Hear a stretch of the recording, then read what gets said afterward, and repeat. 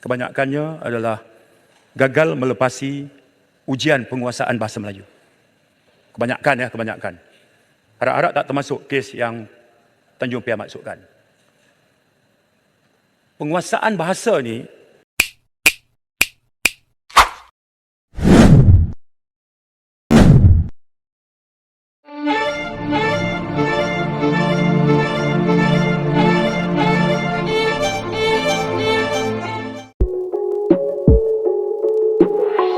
Seperti inilah negara Malaysia, dari semenjak merdeka hingga sampai sekarang ini, Malaysia masih sibuk membahas tentang isu perkauman dalam negaranya.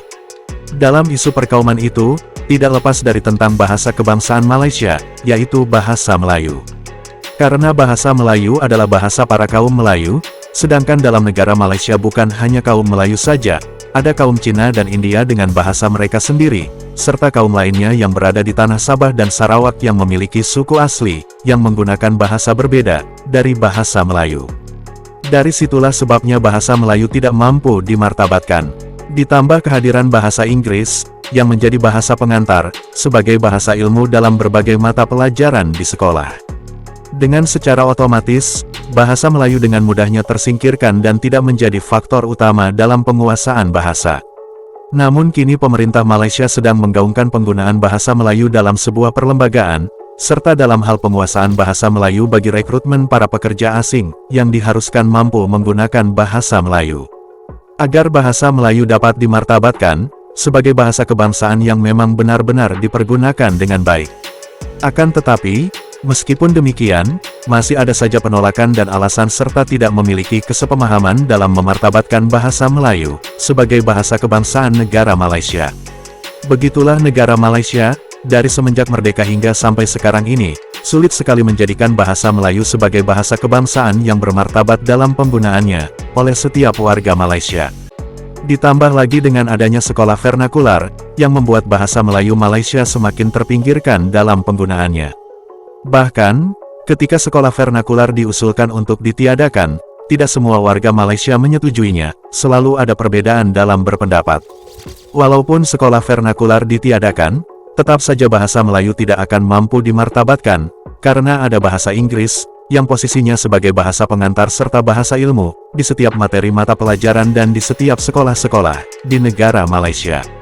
Serta, jika ada yang ingin menjadi warga negara Malaysia, diharuskan mampu menguasai bahasa Melayu. Tapi kenyataannya sulit sekali, untuk menerapkan syarat wajib berbahasa Melayu, sebagai warga negara Malaysia.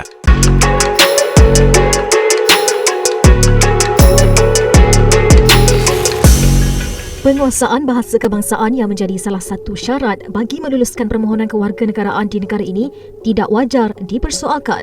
Bekas Ketua Pengarah Dewan Bahasa dan Pustaka DBP, Profesor Datuk Seri Dr. Awang Sarian berkata, syarat penguasaan itu adalah sangat asas, iaitu sekadar dapat berkomunikasi mudah dalam bahasa kebangsaan.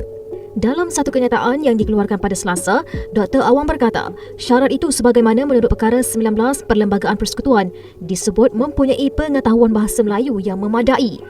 Katanya tidak wajar mana-mana pihak mempersoalkan syarat itu kerana ia turut dilaksanakan di negara-negara lain. Tambah beliau, kelonggaran sehingga meluluskan pemohon yang memperoleh 2 daripada skala 8 syarat penguasaan bahasa kebangsaan perlu dielakkan, supaya tidak ada pemohon yang memandang ringan keperluan menguasai bahasa kebangsaan untuk menjadi warga negara.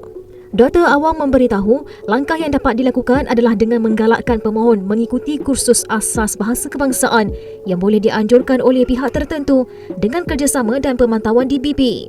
Pada Isnin, Saifuddin Nasution berkata ujian penguasaan bahasa Melayu dikenal pasti sebagai antara punca kebanyakan pemohon warga emas gagal bagi permohonan taraf warga negara Malaysia. warga emas ni Tan Sri, kebanyakannya adalah gagal melepasi ujian penguasaan bahasa Melayu. Kebanyakan. Harap-harap tak termasuk kes yang Tanjung Piai maksudkan. Penguasaan bahasa ni di negara-negara luar, best practices-nya pun kita teliti. Mereka menghendaki yang nak mohon warga negara tu boleh berbahasa, bahasa rasmi, bahasa pertuturan negara berkenaan. Ini kebanyakannya. Dia markah tak lulus 1, markah lulus 8, dia ada rating dia. Sekarang ni yang 2 pun kadang-kadang saya luluskan. 2 ni maknanya terima kasih, dia jawab sama-sama. Itu pun lulus. Ya, apa khabar? Khabar baik, itu lulus. Dia tak boleh buat ayat macam macam Tanjung Piai buat. Tak apalah. Sampai kita turunkan kayu ukur sampai ke situ. Ya, ada yang warga usia lama ni, Tan Sri, mereka terlalu fasih dengan bahasa asing. Jadi sampai tidak boleh langsung. Jadi yang itu antara kekangan yang kita dapat, yang kita hadapi.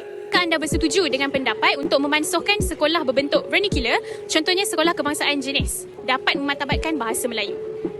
Tidak. Kenapa tidak wajar?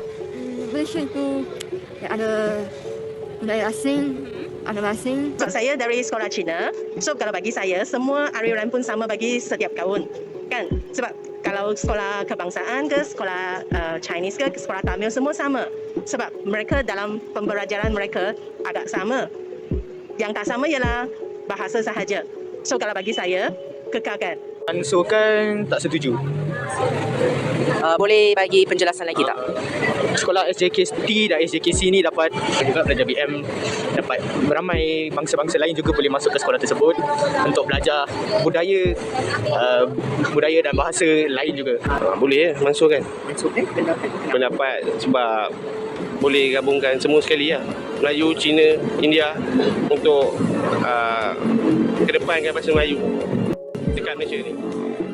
Melayu telah diiktirafkan sebagai bahasa rasmi bagi Persekutuan Malaysia pada tahun 1967. Dalam masa yang sama, bahasa lain seperti bahasa Cina, Tamil dan Inggeris juga boleh digunakan dalam seharian. Namun, pada era globalisasi ini, rakyat Malaysia terutamanya anak muda lebih selesa menggunakan bahasa Inggeris ataupun bahasa yang bercampur dalam seharian mereka. Selain itu, anak muda pada zaman ini lebih selesa menggunakan singkatan apabila berbalas mesej di pelbagai media sosial seperti WhatsApp sebagai alasan menjimatkan masa dan lebih mudah berbanding tulisan penuh.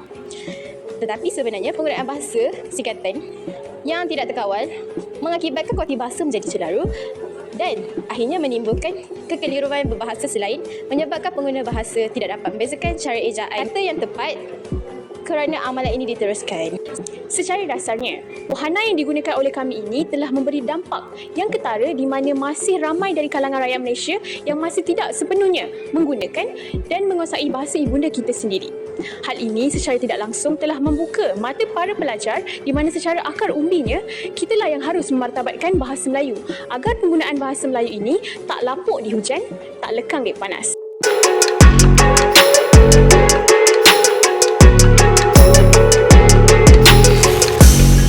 Sekian pembahasan dari kami, terima kasih sudah menonton, dan saksikan video berikutnya, sampai jumpa lagi.